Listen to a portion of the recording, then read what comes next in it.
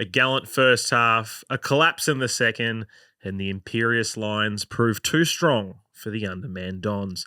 This is the Sash, definitely not the official podcast of the Essendon Football Club. I'm your host, Rob, here with you as always, and joining me at Castaway Studio is Ryan. Hello, mate. Hey, Rob, how you going? Not bad. I'm not bad. I've been better and I've been worse on a Monday after a loss. Yeah, it's a good way to put it, actually. I mean, you're semi-flat, but you didn't really expect to win, so it's okay. Yeah. Second half, obviously, disappointing. Hopes were up at halftime. I'd had a fair few cold ones, so I thought maybe we were a chance, but no, I was just an idiot. Yeah. The hope you get with a halftime lead when it's unexpected, just suddenly you're like, we're the greatest team ever. We're unbelievable. Brad Scott, unbelievable. I was about to say Brad Coach. Brad Coach. Brad Coach, good. But yeah, unfortunately, didn't keep going that way. Mert is a late out tonight. I'm hearing rumours that he's planning on walking off to a Brisbane Lions podcast at the end of the season. Yeah? This may be the case. He may just be up there talking to the list manager up there to get a trade to a Brisbane podcast. He's done a Joey Danaher, has he? Yeah. I'm not sure if we get anything back for Mert leaving the podcast. Pack of chips. The packet of chips. He's not worth a great deal, is he? Well, it depends what kind of chips we're talking. Yeah, if they're like some Red Rock deli If it's stuff, a Red Rock sweet chili, then that's good value. Yeah, I would trade Mert for a few packets of those. Before we launch into our review of the game and just where Essendon things are at, you've got a magnificent cap on your head there, New caps. Ryan. Look how good these are. Incredible. Yeah, if you're on the YouTube, you can see these now as we look at ourselves in the cameras. Picked these up today. They finally arrived. I'm hoping they actually are on the bloody website because I saw my guy today and I was like, are they on the website? I was like, yeah, they'll be up there. They'll be up there. And I've already had messages saying, when are they up on the website? Really like comfy as well. Yeah. For a cap, which is weird. I've never noticed. Are you generally a cap guy? I'm not. Okay. You're just hair out? Yeah, hair out. Yeah. See, It's like kind of, I don't know, it feels nice. Yeah, I suffer from what's known as the engorged head condition, having a bit of a large melon. So I rarely wear caps, but what's great about these is that they stretch out for the big head blokes. I think I fit into that category. Yeah, so if you are of the big head persuasion like myself, you'd be pleased to know that these fit, and they've got the lovely plane on the front, and then it says planes on the back, and they're pretty snug. Yeah, they're pretty snug. So I'm pretty happy with how they've turned out. It's the first time I've ever done something like this with caps, and I was like, how's this going to go? No. First time around, done well. Turned out pretty well. So if you're interested in those, faithful, jump on our website or check our social links. You'll find it all there and, help support the show. Let's get into things, though. That's why everyone is here with us. We'll start with the game. Let's start with the first half because it was pretty good. The scoreline probably flattered us a bit. Yep. Well, no, it did flatter us. Let's be real. Definitely. The thing I really liked about the first half was that you could clearly say that we were, all right, we're going in with a game plan. We're going to play a way that we don't traditionally play. And considering we're undermanned, we're going, this is the way that we can potentially snag it or at least make it not look like too bad of a loss. Because I think if we just went totally head to head with them everywhere, it could have been pretty bad. Yeah. But I like the way we set up. And I like the fact that we have a coach at the moment who is prepared to mix things up in that sense rather than what we've had probably for the last 5 or 6 years, which is we'll back our system and we'll just play our way and we'll back it in and we'll see how we go. Whereas he was like, no, we're going to drop a man behind the ball. We're going to do this. We're going to do this. And yeah, it worked for a half. Didn't work the whole game. But I still like seeing that we have a coaching group, whether it's led by Brad or the assistants. I'm assuming it's led by Mr. Brad Coach, as we're calling him. Mr. Brad Coach. I like seeing that we're prepared to change things up in order to win a game. Yeah, well, I think under Woosha and Rutten, there wasn't too much change. Not a great deal. Nah, not much. So it's good to see, giving it a crack and definitely that first half. As I said earlier, I sort of may have got ahead of myself and thought, we're playing pretty well. We weren't able to sustain it for full 4 quarters, but I think, we came out firing and it's good to see. I mean, it didn't take us, 2 quarters to give it a decent crack, which is something that we've had issues in the past. But as you did say, the scoreboard flattered us. Brisbane did missed quite a few easy chances, Mm. but I think we missed a couple easy ones as well. But Definitely. nah, I think very low scoring, high contested football, and we held up all right. But I think I said to a few boys at halftime, I just don't know if we could keep up with that pace of the game for 4 quarters, and that's something that we're going to build on over time. Whether that's more pre-seasons or just more minutes into these younger players, but it's a step in the right direction. Yeah, and you're right. We couldn't keep up with the pace in the second half. There's lots of factors around that. We're undermanned. We're playing guys who've been in and out. We've also had a very, very tough run, not only with the opposition we've played, but we've had a lot of short breaks. Short breaks. We've had 5s. We've had, I think, maybe a couple of 6s, and then coming up against sides who have had that bit of rest. Yeah. And it really showed in this game. So you go Anzac Day into a 4 or 5 day break to Geelong, ex-premiers. Yeah. Then we got to fly to Adelaide to play Port, and then we fly to Brisbane at the Gabba. It's a lot. It's a lot. Yeah, exactly. And now we're expected to rock up at Dreamtime and play Richmond, who all of a sudden they decided they're good again.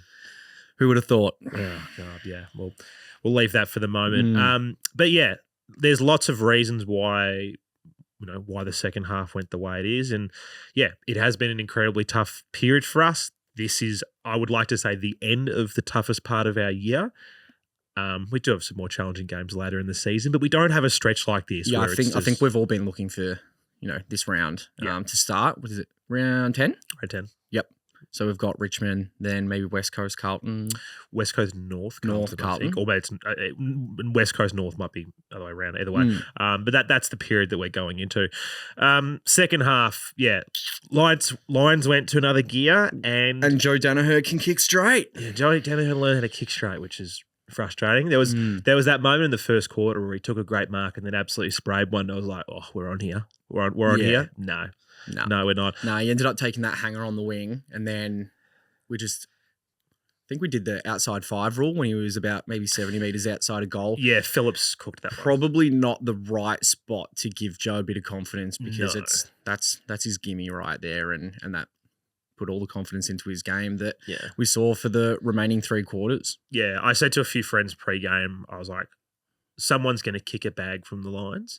I thought it was going to be Hipwood personally, just because I felt that Joe's a bit unreliable. I did actually have faith in Cameron staying quiet, but I was like, I just get this feeling that Hipwood or Danaher's going to kick a bag. Yeah. And I went wrong. I said it was Hipwood, but it was Joe. But back to what I was saying, I think this is another example of a game, and we've had 4 of them in a row now, where we play a very, very good opposition, and there hits a point in the game that they go to this next level. They go to that level where their pressure, their attack on the footy is just, it's finals level football. Definitely. That pressure. Yep. And it's happened 4 weeks or 4 games in a row where we can't hack it when it gets to that level.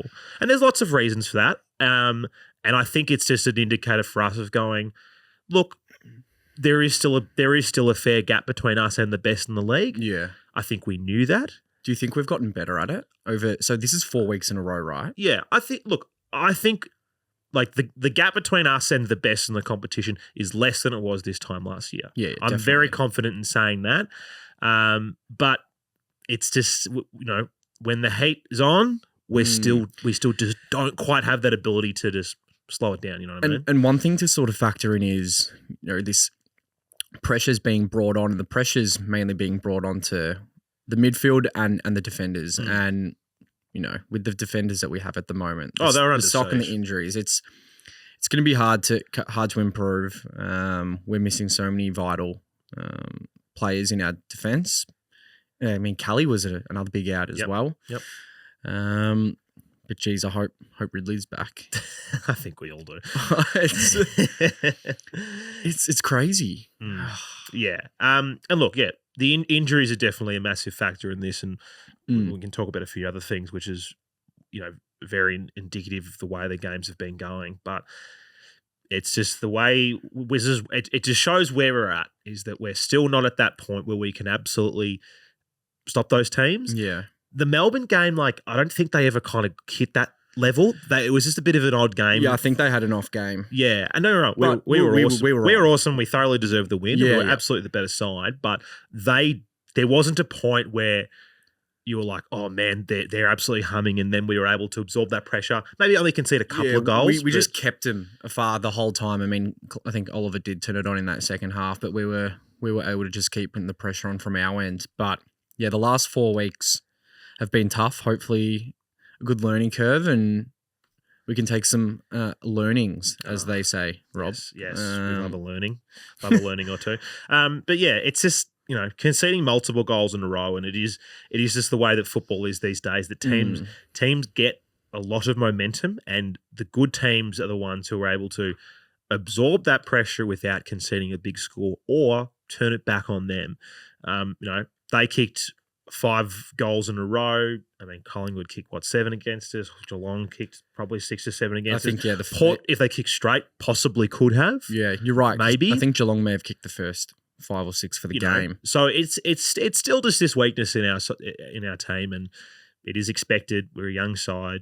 Don't get me wrong. There was a point after round 5 where I was like, oh man, we're going to finish way higher than I thought we would. But now I'm sort of going, well, I thought we'd be just outside the 8. Yeah. And I kind of still think that's just where we're at, especially with the amount of key players that we have out as well. I think if you factor in all of those points and those teams that have beaten us, they're all above us on the ladder. They're all top 6 teams. Yeah. I think we've performed extremely well against those bottom sides so far, which is quite rare for us. But as we said, this next four weeks is where we're going to probably figure out where we're at. Yeah. Where's the confidence at with the players? Like, these are all these questions that we're going to get to uncover. Yeah. Look, I'd like to think there is still a bit of I would say there's confidence in the way we're trying to play in the game plan, because at no point in this period have I felt embarrassed by the way that we've played. Yeah, right. It was pretty disappointing to lose Anzac Day. Anzac Day is probably it's pretty dark when a team kicks 5 goals in a row on you.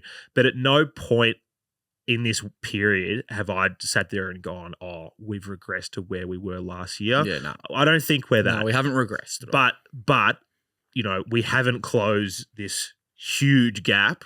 We've brought in a little bit, but we haven't closed it the whole way that, maybe we were dreaming of, a few weeks ago. Another big issue for me, and look, don't get me wrong, there's plenty of good to talk about. Again, this does relate to the fact that we are missing every key player just about in our team. Yep. Our inability to take contested marks around the ground and just inability to take marks when we really need that it's so evident in these games, and it hurts. And you're right, because our probably best contested mark player is Peter Wright. Yep. So with the forward line, now that he's out, Wiedemann gets a number 1 defender. If Peter Wright's playing, the Wiedemann's playing on someone else. Yep. And then that just opens up, their opportunity to take those marks. Then there's also the issue coming out of the back line, that rebound 50 kick. That's where we struggle the most. And that's where I was sort of thinking on Saturday night, geez, I hope Nick Cox is sort of going all right, because I don't know where he's at with his recovery, and I don't know where he's at with his development, and they're big question marks. But geez, if he had been healthy the last year and a half and developing more time into that position, he could have been deadly, but who knows? Yeah, that outlet kick is so important, and it does amaze me how a team like Collingwood, who have had a lot of key players injured, particularly, big guys, Ruckman, that sort of thing, as Jeremy Howe, for instance, are still able to get away with not having that. Whereas us, I feel like we're so dependent on those guys taking those outlet kicks. Yeah, definitely. And I probably think Phillips and Draper haven't been at their best with their contested marking over the last few weeks. Definitely not what we saw against the D's, which would have been nice. But yeah. Yeah. Not much we can do, mate. No, definitely not. And I mean, if you look at the contested marks from the game, Mack had only 4, Danaher 3, BZT got 2, but then it's Rayner 2, Hipwood 2, Dunkley 2, and then it goes down to people who got singles. Yeah. We don't really have a marking midfielder in our team. And it's just the way that we play. We're very good on the ground, we're very good at the deck, but we don't have a midfielder who is reliable to take contested marks. No, I will say though, and we'll get Tim in a bit more detail on the goods, I thought Ben Hobbs' marking was very good during the game. I think Hobbs started the game incredibly well. Yeah, but it's just, these are just the things you go, what separates us from the good teams? Contested marking is one of those. And while we have, almost every player in our team above 190 centimetres on the injury list, And maybe it hurts. handballing. Handballing's, I don't know. We said it last week. It's just, it couldn't be worse. We need to get the wheel from the Sunday Footy Show down to the hangar, and they can just sit there and practice that all Just day. get Job down there. Just get Job with the handball down there. Yeah, I think Job's pretty cushy with his 7 gigs. So I'm not sure where he wants to go. Any more bads or just sort of tended I think more negative discussion before we go to goods? Yes, the dual ruckman didn't work well on Saturday night. I think Phillips started really well with his aggression, but I think they could have been better. I think Durham had a really poor game. Yeah, he was slow to get back into it. I think, from his week off. I think there are a few bads. Yeah, I mean, I don't get me wrong. There are plenty of players who had very, very quiet games.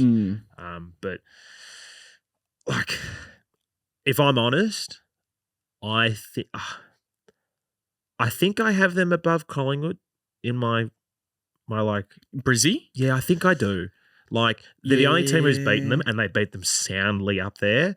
That was there, though. Exactly. And, like, obviously playing down here is a very different thing. But if we're talking about, like, who the best teams are in the comp right now, it's hard to argue that they're not the best, if not. They're in good form. What's it, 6 straight, I think? Something like that. Yeah. So that is something we have to understand here. Is it's like, all right, it's not that we've been beaten by, a plucky Bulldogs who are 7th or 8th. These guys are, I think, maybe the best team at the moment. And didn't have Daniel Rich. And they didn't have Daniel Rich, but they've got a lot of guys who fly under the radar. Like Oscar McInerney would be. He's pretty good. Yeah, he's awesome. Yeah. And I think if he played in Melbourne, we would harp on about him way more. But he's definitely just a big lumberer who plays in Queensland and doesn't get talked about much. Yeah.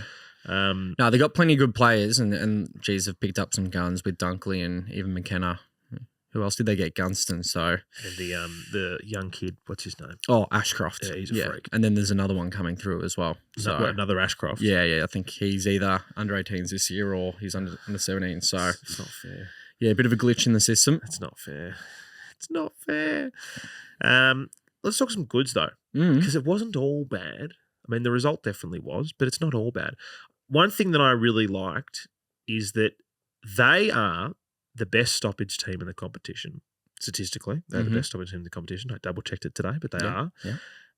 We beat them at centre clearances, which we know is an area we've been good at, but we actually matched them at stoppages around the ground, which is pretty good. Which is not an area we've done particularly well at over the last month. And, you take the Port Adelaide game, for example, we got trounced there. Without our number one clearance player in the team, we actually matched it with them. And I think it's pretty impressive that we lost him for this game, and the other guys were able to step up and have really big games, particularly the skipper, who I thought was one of our best. Yep. Really good. Like, that's actually just shocked me and makes me even wonder how they had so many more, scoring shots than we did.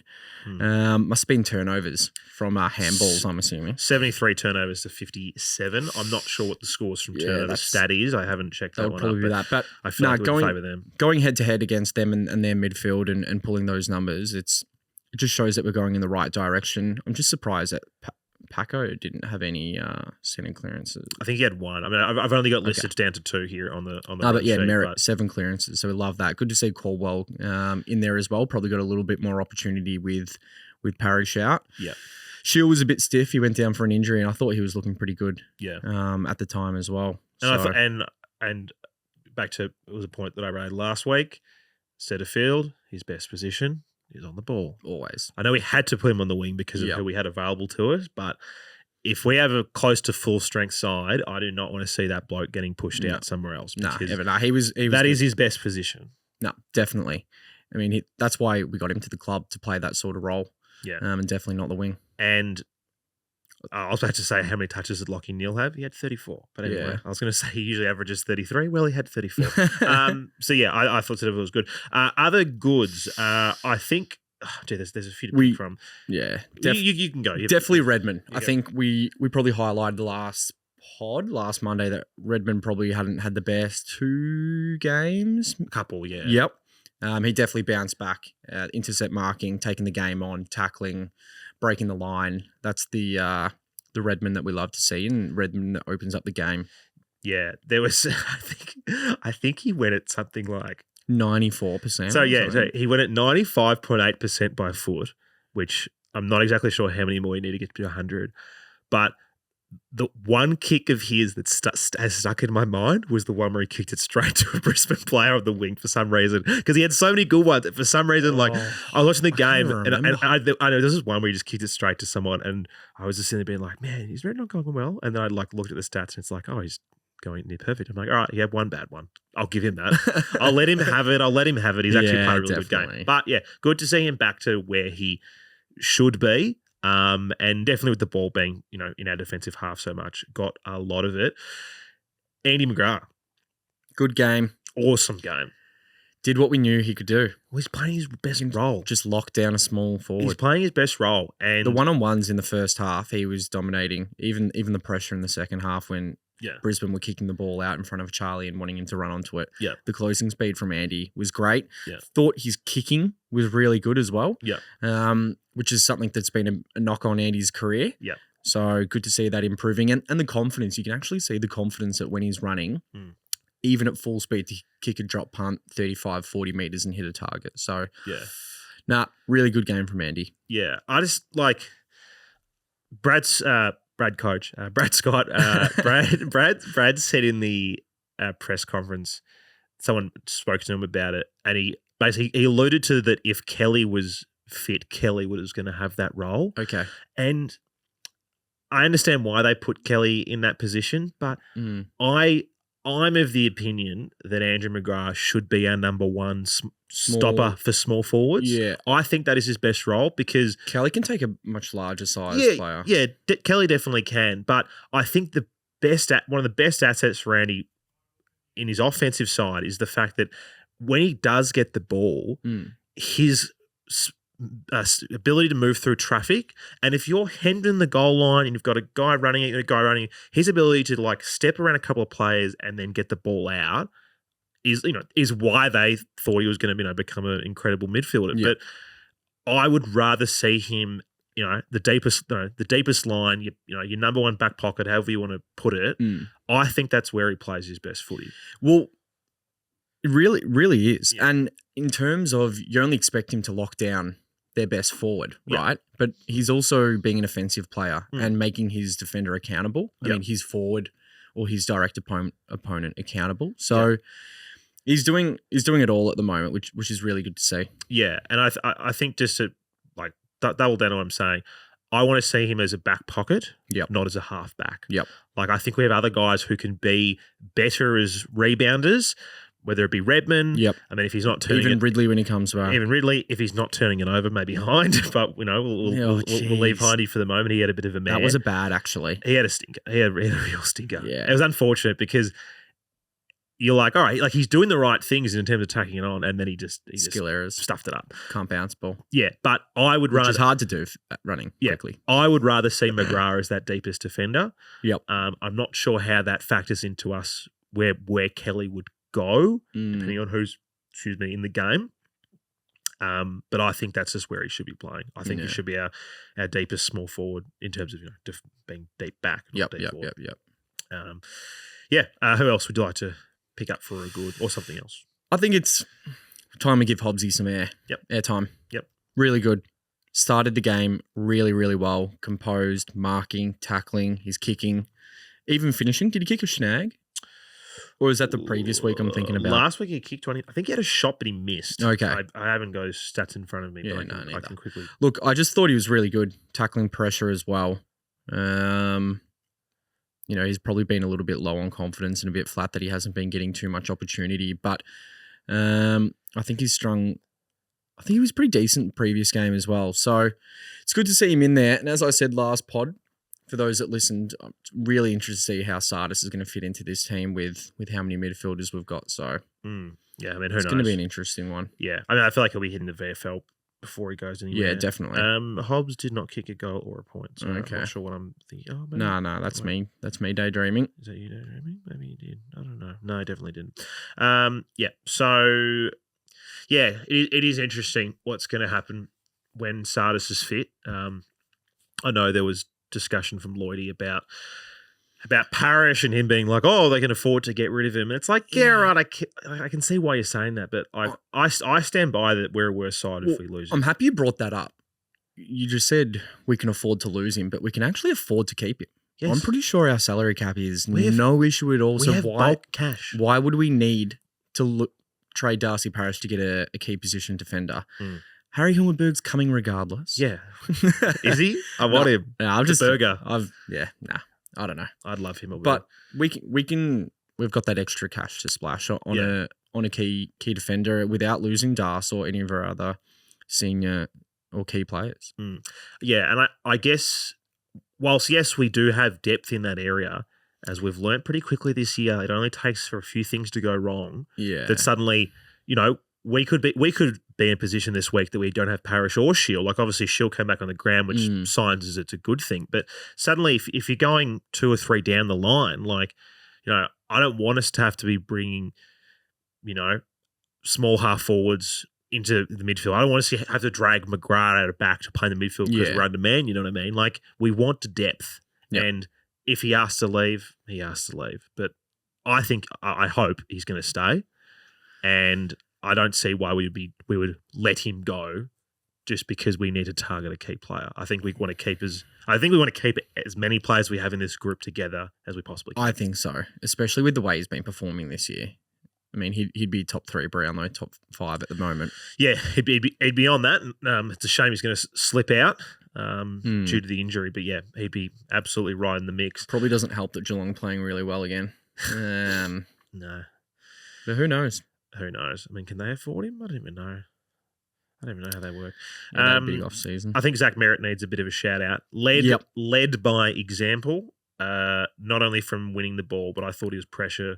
I think a couple kicks were a bit disappointing, but everything else he was on point. Yeah, he was in the thick of it, and he stepped up knowing that Darcy was going to be out of the game, and yeah, one of the better games from him this season. Like he was pretty good last week. Don't get me wrong, but yeah, I was really, really impressed by the way he went about it. I mean, did he have 33? Yeah, plenty of it. If only kicked that goal. If only we kicked more goals. But more goals. That's footy, unfortunately, and that's Don's footies that we seem to concede. Plenty of them. Any more goods and or bads for me? Let me think about goods. Do you want the coaches' votes? I'll give you the coaches' votes. Yeah, I thought Nick Martin was good, actually. Nick Martin was really good. Ran all day. Played that wing really well, found space, bounced the ball well. And like to see. Delivered an absolute couple of ripping kicks as well. So, I thought his skills were good. His tank is incredible. He definitely had a really big off season. For a second-year player. And look, like you could tell, like I remember when we, Mert and I got to interview him, like when he walked in the room, I was like, wow, this dude's like, I thought he was just going to be a skinny little kid. But I was like, no, he looks fit as it comes. And yeah, clearly has put the time and effort in. I can he strikes me as a very disciplined kid. Yeah, okay. Like the energy I got from him was that like he's not wayward, he's not a party boy, he's not going to be playing up everything. He's like no, lives and breathes footy, lives and breathes sport, and he's got his opportunity, he's going to take it. That's what we love. Yeah, more professionals is what we like, and it does feel like at least the messaging coming from the club is that Zach is trying to bring in a little bit more ruthlessness in our professionalism. And, he might have put some people offside a few years ago, but now I think we're kind of probably no better example than him and Dylan Shield, to be honest. So. Him, Shield, I've heard Peter Wright. Peter Wright's the other one. Like Damo Ryan said it on the podcast, and then someone else was, I think maybe Brad Scott was saying that he was couldn't believe how impressed he was with the way he goes about it. Probably be back in a couple of weeks. Don't listen to me. Don't do that to me. What about our small forwards? Where are you at with that? I don't think ADJ's still ready, but Menzies definitely want him to play Dreamtime. Yeah, Menzies simply must play for me. Yeah, I understand there are some people who don't. Like they're not the biggest fans. I guess we don't have that many other options around, but until can build up some continuity. Until Guelphy's fit, I don't see anyone pushing in. Like Snelling's the other option. Yeah. And I think you could swap Snelling for Davey depending on what's going on. But right now, I would probably, of the fit guys, I would put Menzies at number one of our available small forwards. Yep. I think Tippenwoody is still a bit off the pace of the game, and it shows against those really good sides. Yeah, you could definitely tell. And Davies is just incredibly raw and young, and whilst has talent, can just fade away from games. Whereas Menzies, I backed Menzies to win that 50-50 ball, to make the good decision. Like, there was that really great goal with him and Stringer where they sort of work for each other and they played it right. Was good. He lays more tackles than the other guys do. So he's a lock for mine until Guelphy's fit, and then you can reevaluate. Yeah. How is 2 more weeks for Guelph? They probably haven't updated yet. What are we? Monday morning. Monday night. Nah. It says 2 weeks. So that'll be 20 in Don's weeks. Because there's weeks and there's Don's weeks. Yeah. It's very different. It's a very different calendar. You know who we haven't spoken about? Who? Kane Baldwin. Caney. Had a bit of a weird one. I thought he was okay. He had some shockers, but I think he had some good moments as well. So that's his first AFL game as a defender. His 3rd or 4th ever AFL game? 5th game, I think. Yeah, 4th or 5th, yeah. I would say... How did you assess his performance? I would say that game was better than all the games he played as a forward. I reckon. You're probably right. I like the look of him as a defender. I think he. I think he suits. A few of the boys were saying, he was playing horrible. Sending him back to the VFL in a few chats. I actually thought he was okay.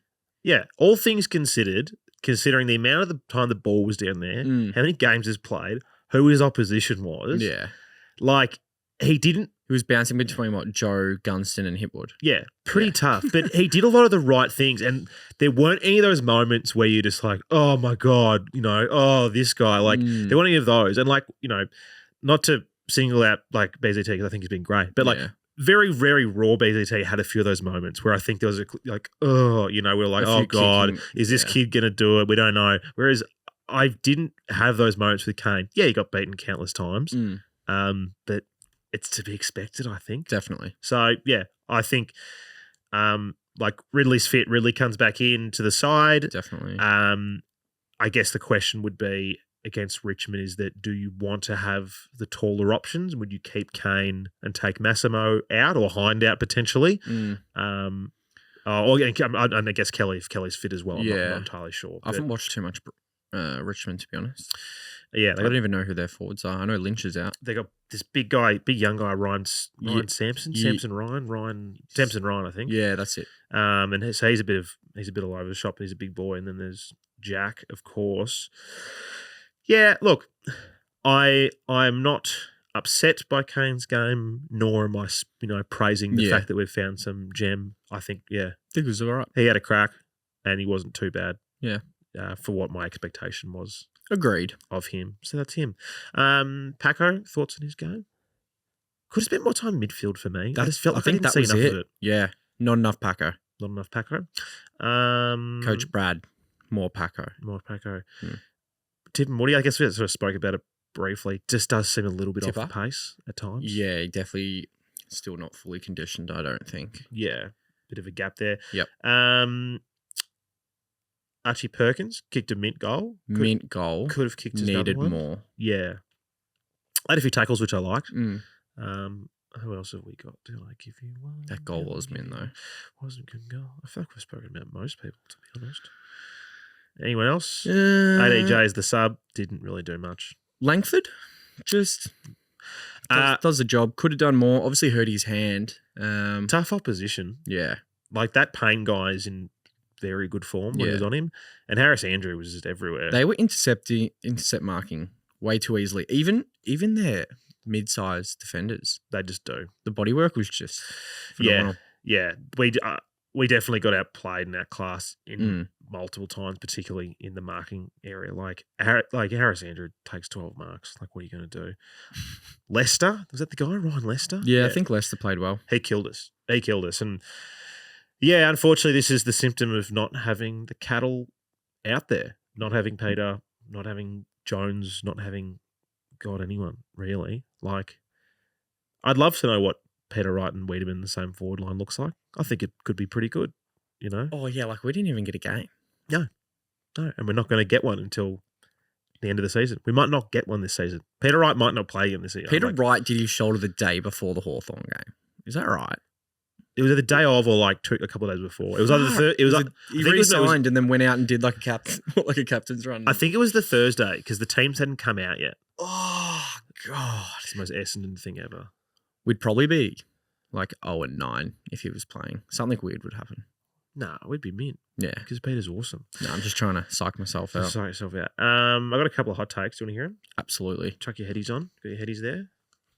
Get them on. Put it over that lovely cap you're wearing. Stunning cap. Yep. All right. Just the two tonight. I didn't post. Had a few come in, but I only chose two because that was just the mood that I was in. I felt stingy. Lurker. It's always Lurker. We love Lurker. He's got the voice and he's got the rhymes. What have we got this week? This one's pretty good from the old Lurk. Here we go. Hold on. Let me get it ready. There we go. Lurker laments latest loss to Lions. Joe's a jag-off. McKenna's a munt. Neil's a knob. Zorko's a zoobrick. Cameron's a country road. Luckily, I didn't hear that song too many times. Oh, they love the tunes, don't they? Yeah. Watching on TV, don't like it. If I was there and, You kind of back it? full of beers, I could see myself having fun. What's your song choice if you kick a snag? Great question. Down with the Sickness, I reckon. That it would just be that. Don't mind that. Yeah, there's something a bit more oomph to it. There's a few songs that I'm like, did that player really choose this song? I feel like something that would jack me up would be like Wolf Mother. Wolf Mother? That'd Yeah. be good. That'd be good. Bit like a personal jack me up songs like J. Cole, No Yeah. Role Models. I reckon Just Mert, don't know if that's PG enough to be played at a game. Mert would go like Tiesto, Adagio for strings, I reckon. No, it would only be Eric Pritz. Only Eric, with only Prids. with light show included. With light show included. But yeah, could see myself at a win up there with a few drinks in my system, enjoying the music is what I'll say. Although I'm not sure if they play them with the opposition score. The second one I've got here is from Jacko. Thanks, Jacko. G'day there, lads. Thought I'd stop in and just say a few words. I can't believe people thought that we're actually fucking good, because we're not fucking good. We are fucking shit. We played fucking 3 shit teams and we won, and now we're playing the good teams and we're getting flogged because we're shit. Just bring in Wright, Cox, and fucking Reed next week. I don't give a fuck if they're injured. Oh, acid in the fucking shit. Acid in the fucking shit. Thanks, Jacko. Cheers, lads. Oh, there we go. Cheers, Jacko. There we go. Yeah, I'm looking forward to Lady Gaga busting that out on the next tour. Yeah. I mean, you could put anything into that. Anything. It's been a while since we've had a bit of wear shit action going on. Wear shit. Yeah, we've had it's been a while. It's been a while. Look, Jacko, I'll say, if you thought we were going to be top 4, you may have got ahead of yourself after we beat GWS and Gold Coast. But I think we're in it in that 7 to 11 spot. Yeah. Oh, that's definitely us. We're And- 7-11. And I think that's better than what we thought, except for me. I think I predicted us at 9th at the start of the year. So 9th. Yeah, I think I might have said 10th. yeah, Or 12th. I think Mert was like 17. Mert said 17. Ollie was like finals for sure. I'm like, no, I don't know about that one. Yeah, we were definitely down there. Definitely down there. Let's take a breather, mate. Let's do it. And we're going to touch base with our great friend Paul Cousins to chat VFL because he was up in Brizzy watching the game. Let's do it. Back after this. Welcome back. It is that time on a Monday for the VFL Wrap with our great friend Paul Cousins coming to us from a rainy Brisbane. Hello, Paul. Hello, boys. Yeah, I've got some Melbourne weather going on up here at the minute, so that's good. I feel like I'm at home. Oh, the Bombers brought it up with them, I guess. Yeah, they did too. It certainly came down on us at the VFL yesterday and has continued on today. So anyway, I shouldn't complain too much, should I? No. Yeah, you've been living it up, Paul. Yep. Yeah, I have. Yeah, and I've been talking it up a bit too, so I should probably keep keep a low profile. Definitely. The Bomber Boys played at Brisbane, a very experienced Lions side by the look of things, and it seems like a bit of a challenging day, Paul. It was, and it was. Yeah, look, they were. They've got pretty much their entire list available. It's obviously AFL list. I mean, it's obviously a very strong AFL list, as we all know. And to be honest, the AFL bodies they were able to put on the park were big and strong types, and particularly around the midfield group. While ours were, largely sort of EFL based guys in that midfield group. So that's always challenging. Obviously, we sort of had lost a few key defenders, as everyone knows as well, over the course of the last few weeks, meaning a few guys who had been with us have gone up.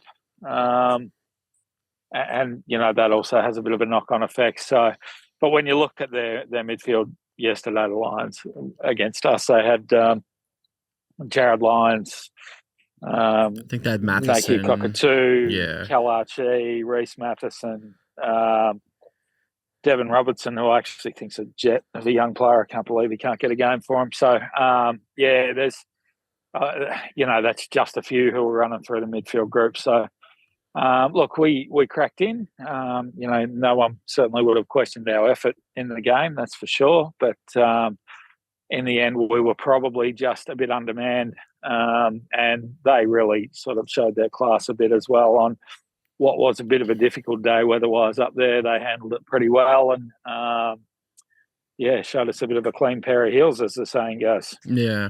Now, new draftee and very raw talent Anthony Mankara, rumoured to have been playing in the defence pool.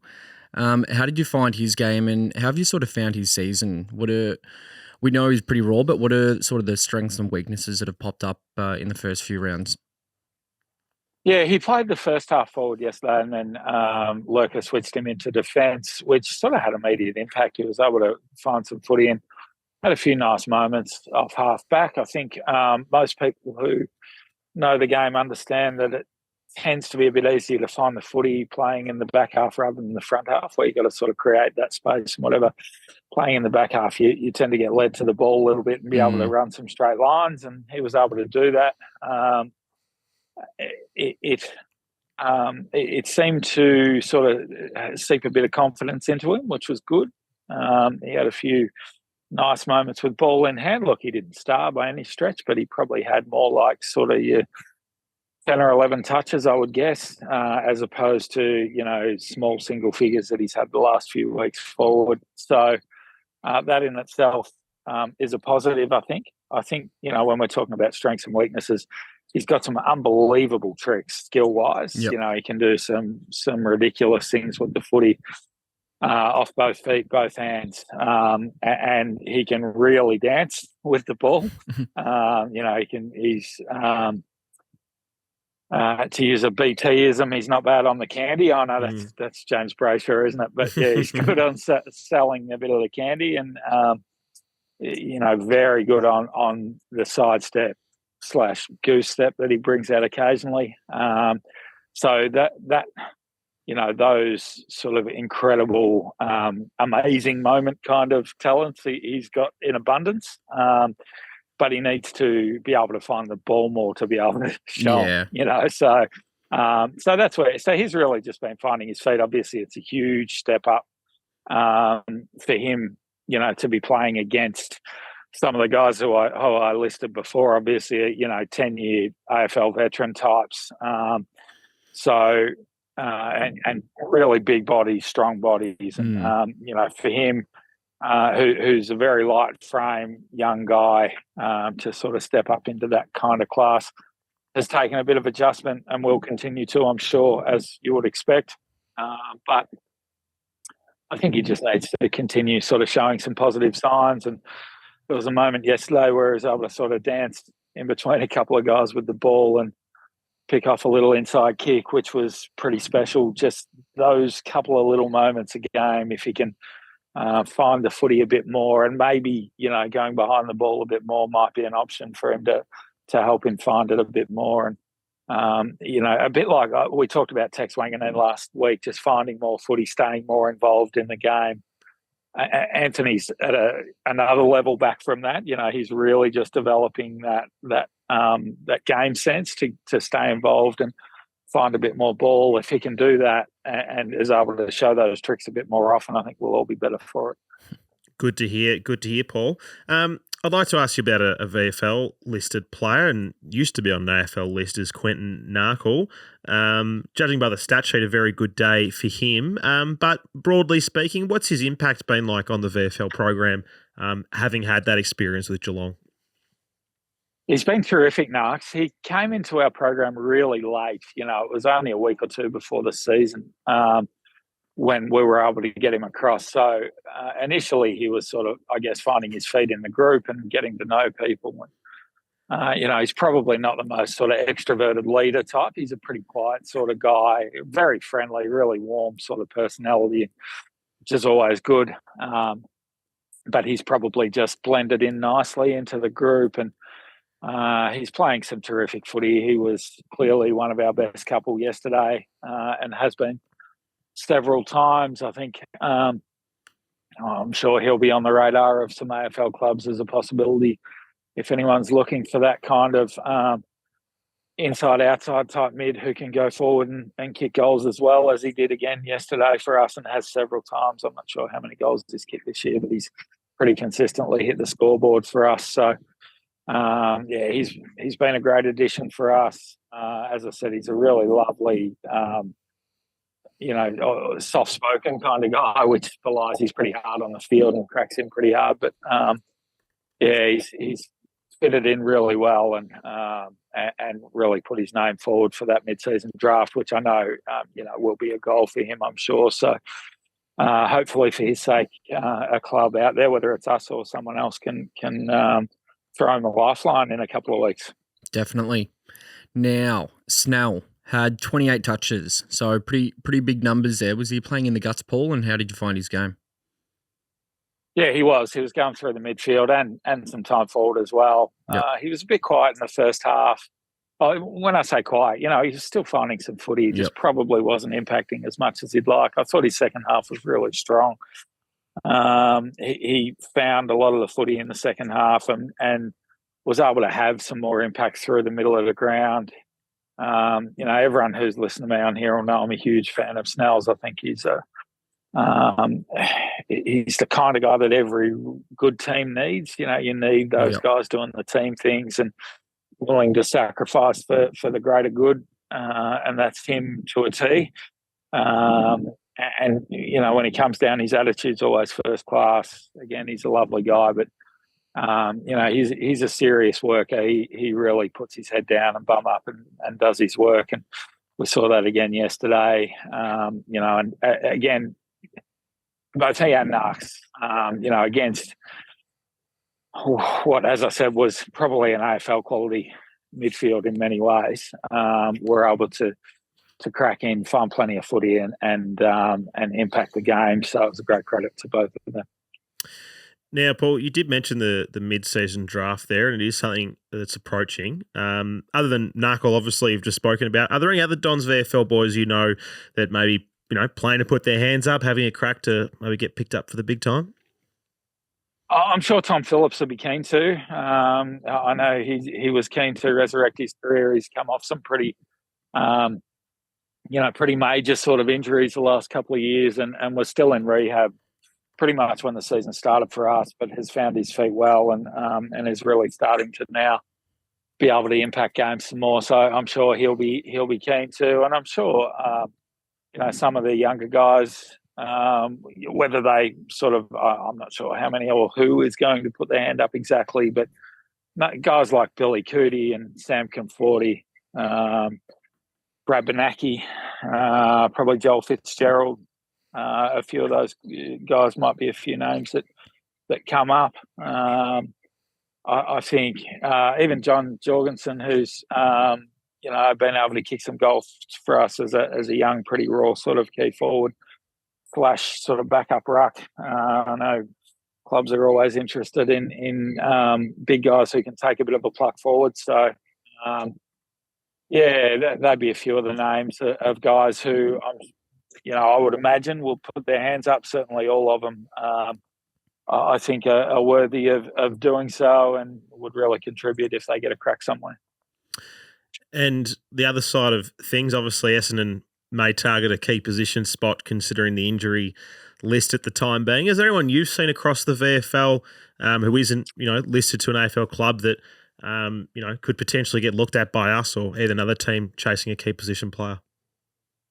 It's a really interesting question, actually. I've been thinking about that one the last few days because with VFL listed guys, unless you know them, they tend to fly under the radar a bit. You see these clubs, you go and play against them for a couple of hours and think, oh, geez, he was a nice player or whatever. You don't tend to, unless you actually follow those guys through NAB League and through or through their pathway, whatever it is, they tend to sort of spring up almost by surprise when you play against them because your focus is inevitably on the guys who you do know, which are generally AFL listed guys or guys you've seen play junior footy or whatever. I would think a name like Oscar McDonald will be one who will be pretty attractive to a few clubs, possibly ours, I don't know, but that sort of ready-made mid to late 20s kind of key position back, certainly in high demand at the moment, aren't they? Definitely. We could use a couple. So he'd be one name who I would imagine clubs might look at. There might be some scope for a small, like a Sam Lowson maybe, or that type. Who, if a club's looking at a small forward, that ready-made type to come in. But as far as the sort of VFL listed guys go, I mean, I always try and pay attention to the VFL guys, but to be honest, it's hard to when you only see them once a year or twice a year. It's hard to judge exactly where they're at unless you actually sort of know them. I know that one. Lockie Rayner, Cam's brother, who played with us last year, is a big lump of a kid, sort of 6'4", 6'5", 6'6", maybe can play key position. He's up with the Lions as well now, but actually because they've got so many AFL listed players, didn't get a game yesterday. But he'd be one who, from a, I think depending on what you're looking for, if you're looking for the potential of a young developing type, maybe a guy like that with that kind of body size might be one someone looks at. I think, when you're talking about guys who we're looking at, that's probably, without having a clue, but if you're talking about replacing a key back, you're probably looking for an experienced guy, aren't you, to come in and definitely. we've got a few young developing guys, obviously, with guys like Hazy and Keane McBride, Rhett Montgomery, and these sort of guys we've already got on the list developing. So, I think adding another young, inexperienced key back I suspect isn't the way we'll probably go. I think, you can probably look at those more experienced types, possibly guys who have had AFL experience like a McDonald type. No, makes sense. Paul, Essendon versus Richmond, 2:35 p.m. at the MCG this Saturday. How bloody good. I imagine for the VFL boys, it must be pretty exciting to get to play on the hallowed turf. Yeah, it is. Talk it up, lads. Big day of footy. Modern day Coliseum, Paul. Yeah. Seriously. I mean, everyone always believes about you can't go and watch the reserves and you can't. Well, this is 2:30 on a Saturday afternoon at the back MCG, to back. as if you could get a better time than that. Prime. And then, half an hour or 45 minutes or something after we march off the field, they'll start marching on all the stuff for Dreamtime and go and get something to eat in between at one of the MCG food stalls or a beer if that's your thing, and hang about and watch the AFL. But I can't wait. It's exciting. I get excited by all the young guys, how excited they are. You know what I mean? Like to run out onto the MCG, even to wander in from the car park down into the rooms and then run out onto the ground to pretty empty stands when we start. But it's always so exciting. And then, generally the crowd fills in pretty well for our second half. And, it's a big thrill for the boys and, a big thrill for has-been presidents too.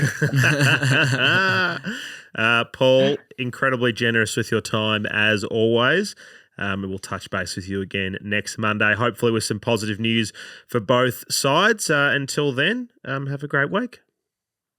Thank you, boys. I'm on the drive home this week, so I'll no longer gloat about my holidays, but I'll see everyone at the G on Saturday, hopefully. And as you said, a couple of wins for next Monday night show would go well. Definitely. Absolutely. Sounds great, Paul. Thanks, Paul. Thanks, lads. There we go. The great man, Paul Cousins with the VFL Wrap. Awesome to see a curtain raiser on Saturday. That would be great I'm going to have to play on the G. Yeah. It's Brought a little smile to my face when he said that. Did it? Jeez, I'd love to play on the G. It'd be pretty good. Yeah. Mrs. is going to love when I tell her that we're going to the footy at 2:30 for a 7 p.m. game. Yeah. It's like we're sitting there all day. Yeah, got to wet the palate. It's my birthday. We're going to be there all day. You can literally do whatever you want all day. I know. I'm going to go watch 2 games of Don's footy and fill through the whole thing. It's going to be great. And not come home. If Don's get up, who knows where I'm going to go. He'll be one of the all-time nights because my God, it has been a long time. Yes. 2014, last time we beat Richmond. It's too long. 9 years, 9 long years. That is far too long. It's so long. Is that our longest drought? I mean, excluding the big one.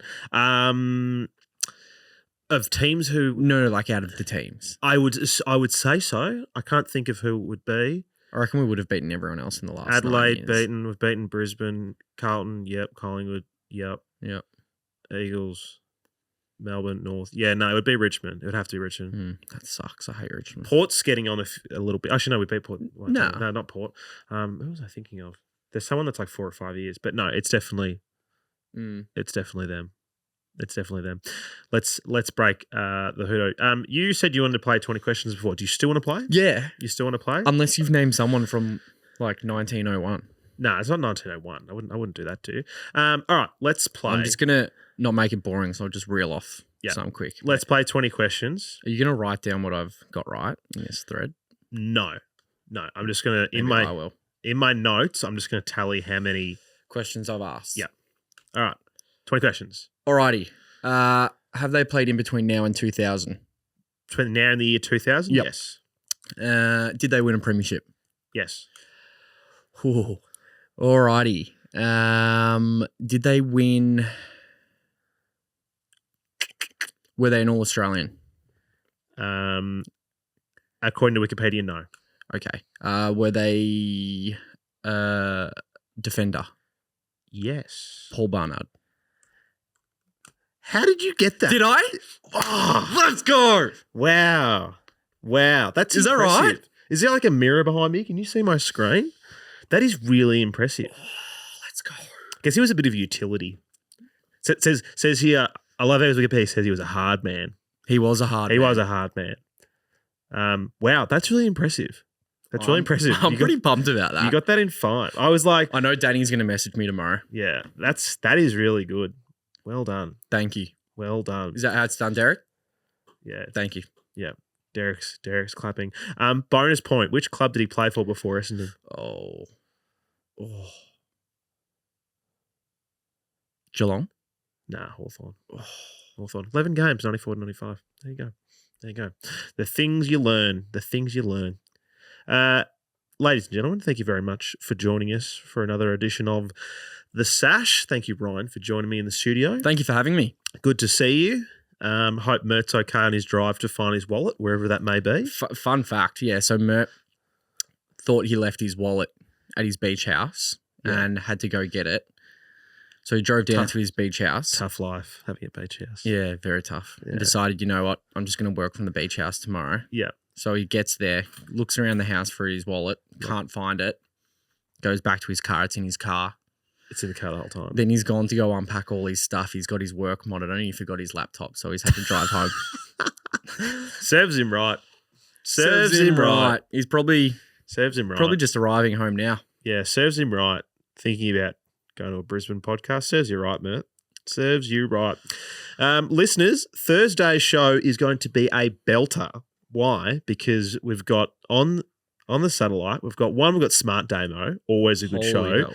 And for his yearly pod, No. Kingo. No. So we've got Kingo and Damo Ryan previewing Richmond. So you're going to get... That's an ultimate duo. It is an ultimate duo. You're going to get one of the smartest, probably the smartest man on this podcast. Mm. And then Smart Damo. and then Smart Damo on top. Yeah. Geelong correspondent Kingo, who, if you're a long-time listener of the show, would remember Kingo as being a very regular part of the show, but now that he lives down there, is infrequent, I think is the best way to describe it. Very keen to have King, very keen to have Damo Ryan. Should be a hell of a good time.